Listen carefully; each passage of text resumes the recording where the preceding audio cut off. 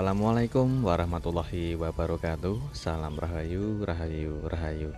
Jumpa lagi dengan saya di channel New ID Seluler Tutorial. Sekarang kita akan unboxing kiriman dari salah satu sahabat subscriber. Beliau asal Kalimantan, sama Pak Kamsir kalau nggak salah. Beliau pengirim handphone Oppo Reno 10 5G teman-teman, dan dimintai untuk penggantian LCD serta penggantian frame. Karena LCD-nya ini sudah dilepas sama beliau dan awalnya itu jatuh dan pecah. Sedangkan untuk di bagian framenya itu ada beberapa bagian yang melengkung dan juga ada yang gumbil teman-teman. Jadi beliau saya sarankan untuk sekalian penggantian frame. Karena untuk penggantian LCD seperti tipe seri ini, apalagi LCD-nya itu sangat tipis, jadi alangkah baiknya jangan mengambil resiko apabila penggantian LCD itu terdapat bagian frame dari ori bawaannya itu bermasalah atau tidak presisi teman-teman. Oke, sebelum kita proses penggantian LCD, kita harus pembongkaran dulu seperti pengecekan semua spare partnya. Dan untuk di bagian kamera khususnya harus dilindungi menggunakan solasi anti ground atau solasi kuning ya teman-teman. Tujuannya untuk melindungi lensa kamera agar tidak kotor atau tidak kepegang jari kita saat proses perbaikan. Oke, untuk di bagian framenya dan untuk di bagian LCD-nya sudah kita siapkan. Lalu kita coba untuk pengecekan dulu atau pengetesan fungsi LCD yang baru ini yang sudah kita beli teman-teman. Oke, untuk di bagian soket konektor itu saya mendapati agak kotor, jadi saya bersihkan dulu. Dan lalu kita cek untuk memastikan kondisi soket konektor LCD-nya. Oke, lalu kita pasang untuk fleksibel LCD. Tujuannya untuk pengetesan dulu apakah LCD yang kita beli itu kualitasnya bagus atau tidak teman-teman. Karena LCD ini sangat cukup lumayan mahal karena menggunakan kualitas Super AMOLED, hampir mirip dengan originalnya. Dan LCD-nya sudah menyala, kita coba untuk pengecekan lebih detail kualitas LCD-nya. Oke, untuk di bagian background-nya kita alihkan ke background warna putih atau kita nonaktifkan mode gelapnya, dan untuk kontras layar bisa diatur dengan normal. Untuk kondisi background warna putih bersih tanpa ada flag white spot ataupun flag lainnya ya teman-teman, jadi LCD-nya masih bersih.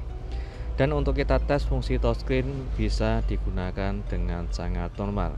Dan ini adalah bentuk kualitas LCD-nya dengan kualitas AMOLED, yaitu bukan original 100% ya teman-teman, melainkan LCD dengan kualitas OLED. Oke, setelah kita tes untuk kualitas LCD-nya, kita matikan dulu handphonenya untuk proses yaitu memindahkan spare part dari atau spare part yang nempel dari frame yang lama, kita pindahkan ke frame yang baru. Oke, kita cek dulu untuk frame yang sudah kita beli, yaitu khusus buat tipe seri handphone Reno 10 5G. Oke, untuk di bagian frame yang baru itu di bagian fleksibel tombol power dan volume tidak ada ya teman-teman, jadi kita harus memindahkan semua spare part yang menempel di frame lama, kita pindahkan ke frame yang baru. Oke, tahap awal kita harus melepas di bagian baterainya dulu, lalu kita untuk mengangkat mesinnya karena ada skrup atau baut yang ada di mesin, jadi kita harus melepas dulu lalu kita angkat mesinnya. Oke, jangan lupa untuk melepas di bagian kameranya juga. Oke, kita rapikan dulu untuk pemasangan kamera ke bagian mesin, lalu kita simpan. Dan di bagian ini kita melepas di bagian stiker di bawah baterai, karena di bagian ini ada fleksibel, yaitu dua fleksibel, yang satu fleksibel mainboard atau jalur charger dan audio, sedangkan untuk di bagian fleksibel yang satunya itu adalah buat jalur LCD. Jadi harus pelan-pelan dan hati-hati untuk melepas semua spare part dari frame yang lama, kita pindahkan ke frame yang baru. Untuk slot SIM kita lepas dulu untuk pengangkatan fleksibel dan serta baut bawahnya. Di bagian ini kita lepas juga untuk baut bawah sama fleksibel sidik jari atau sensor sidik jarinya harus ekstra hati-hati, jangan sampai robek ataupun putus. Serta untuk di bagian sensornya itu jangan sampai kotor ya teman-teman. Kita lindungi dulu menggunakan solasi, tujuannya agar tidak kemasukan debu. Oke, kita lanjut untuk proses memindahkan spare part yang nempel di bagian frame yang lama, kita pindahkan ke frame yang baru. Jangan lupa untuk melepas stiker seperti warna merah ataupun warna biru. Oke, untuk di bagian ini kita lepas pelan-pelan, yaitu speaker atas. Oke, kita presisikan dulu ke bagian frame yang baru. Untuk di bagian sel pelindung kamera depan, kalau sulit kita bisa memblower atau penghangatan menggunakan blower agar lebih mudah untuk kita angkat seal pelindung kamera depannya. Oke, untuk di bagian ini, di bagian sensor proximity-nya atau di bagian Face ID, di situ terdapat sensor ya teman-teman. Jadi harus hati-hati dan kita pasang ulang menggunakan lem secukupnya saja. Oke, setelah kita presisikan satu persatu, di bagian atas itu ada speaker atas, seal pelindung kamera depan, dan juga sensor proximity atau Face ID. Sekarang kita lanjut untuk melepas di bagian fleksibelnya, yaitu fleksibel switch tombol power dan volume, dan juga untuk melepas tombol luar seperti tombol luar volume dan juga powernya. Dengan hati-hati. Untuk di bagian tombol luar itu sengaja saya masih menggunakan original dari bawaannya. Kenapa tidak menggunakan spare part dari bawaan frame yang baru? Karena dari pengalaman saya, untuk tombol luar itu jauh lebih awet dan kuat menggunakan yang original bawaan Oppo teman-teman. Oke, kita pasang seperti semula, seperti fleksibel sesuai pada tempatnya, dan tombol luar kita masukkan dulu, baru kita pemasangan untuk pengaman tombol. Tujuannya untuk pengaman tombol itu agar tombolnya tidak terlepas teman-teman. Setelah terpasang presisi semua, tinggal di bagian bawah ini terdapat ada vibat atau di bagian getar. Dengan hati-hati untuk melepasnya. Oke. Untuk stiker warna merah dan juga warna biru, jadi harus kita lepas dulu, baru kita pasang spare partnya. Untuk di bagian seal pelindung seperti bawah itu ada kecil, yaitu buat pelindung seal buat mikrofon. Dan untuk di bagian bawah ini juga ada seal pelindung pengaman buat buzzer atau speaker bawah atau speaker MP3 nya teman-teman. Karena kalau kita tidak menggunakan seal pelindung seperti ini di bagian bawah speaker, itu bisa menyebabkan speakernya suaranya pecah atau kemerasak teman-teman. Oke, kita siapkan spare part yang sudah kita lepas tadi. Untuk di bagian papan baut atau papan chargernya serta buat sidik jarinya harus kita pasang secara presisi teman-teman. Dan juga untuk kabel switch antenanya juga kita harus pasang sesuai posisinya. Selanjutnya di bagian ini papan baut yang berikutnya, di situ ada papan baut buat kartu SIM card serta fleksibel LCD. Oke, kita pasang dengan hati-hati, jangan selalu terburu-buru untuk prosesnya. Jadi harus teliti dan hati-hati. Untuk di bagian stiker seperti biasa kita harus melepas dulu. Di sini ada stiker double tip buat proses pemasangan untuk pengaman di bawah baterai seperti pemasangan fleksibel, jadi harus kita presisikan dulu sebelum kita rekatkan ke bagian double tipnya. Oke, kita presisikan dulu untuk di bagian yaitu kabel antena, dan kita rapikan dulu untuk pelindung plastik baterai, lalu kita pasang seal pelindung di bagian bawah baterai, lalu kita pasang baterainya. Oke, berikutnya kita siapkan mesinnya.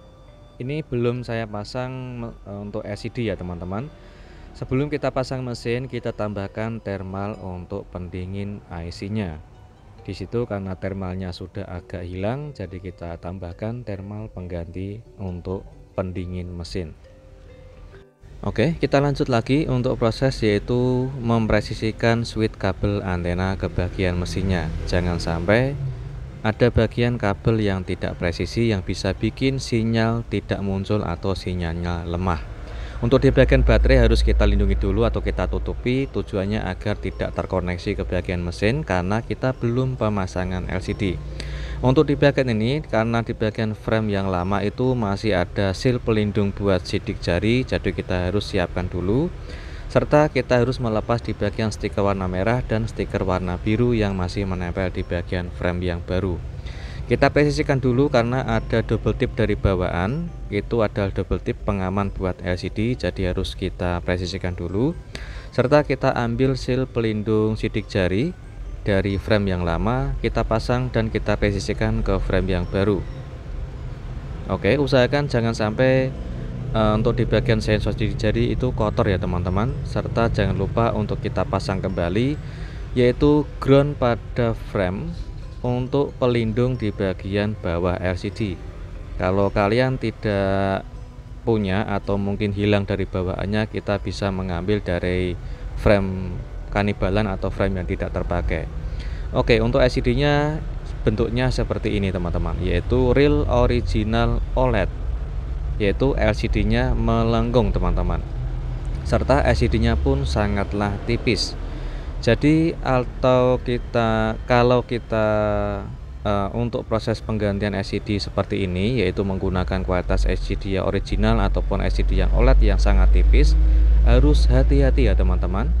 Untuk pelindungnya seperti stiker dan juga ada pelindung di bagian bawah fleksibelnya, kita lepas dulu serta kita buang segelnya dengan hati-hati.